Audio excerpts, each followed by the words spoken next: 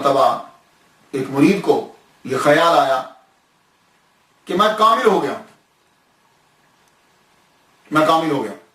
ہوتا نا آدمی اکثر جو لوگ جو ہیں 30-35 سال کے بعد یورپ میں، امریکہ میں، ان جگہوں میں 30-35 سال کے بعد ان کو خیال آتا ہے اب نمازیں پڑھیں. وہ مسجد میں آ کے تقریباً کوئی 2-3 مہینے وہ نمازیں پڑھتے ہیں اور سمجھنے لگ پڑھتے ہیں کہ اب کم از کم تو ہم کو بڑے جو پہلی صدی کے ولی اللہ ان کے برابر تو ہم ہو گئے.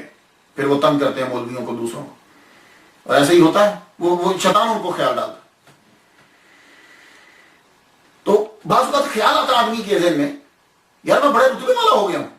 تو وہ مرید کے ذہن میں یہ آ گیا، آپ کا مرید جنید بغدادی رحمۃ اللہ کا خیال آیا کہ مجھے اب پیر کی صحبت کی ضرورت نہیں ہے، میں بلند مرتبے پہ پہنچ گیا ہوں. اس نے صحبت چھوڑ دی، بیٹھ گیا.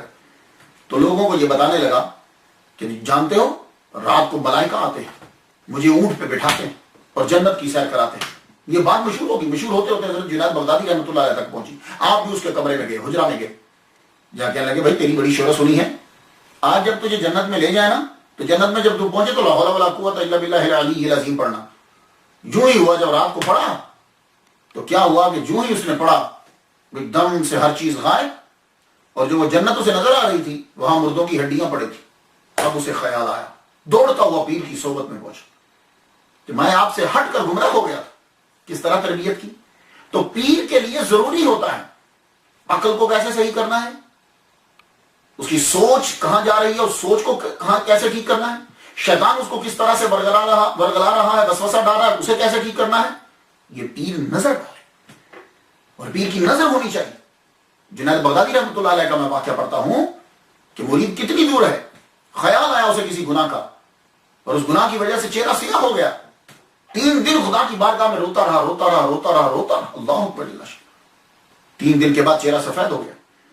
تو حضرت جنید بغدادی رحمۃ اللہ علیہ نے فرمایا بھائی دھیان رکھا کرو، 3 دن ہمیں دھوبیوں والا کام کرنا پڑا. دیکھا پیر کہاں مرید کہاں، ایسے پیر ہوتے ہیں. تو اس لیے خدا کے لیے ان لوگوں کو اپنا پیر تصور کرو جو لوگ علم صاحب علم ہیں، جن کے پاس علم ہے، جو قرآن اور حدیث کا علم جانتے ہیں. مریدوں کی اصلاح جو ہے وہ اس طریقے سے آپ فرمایا.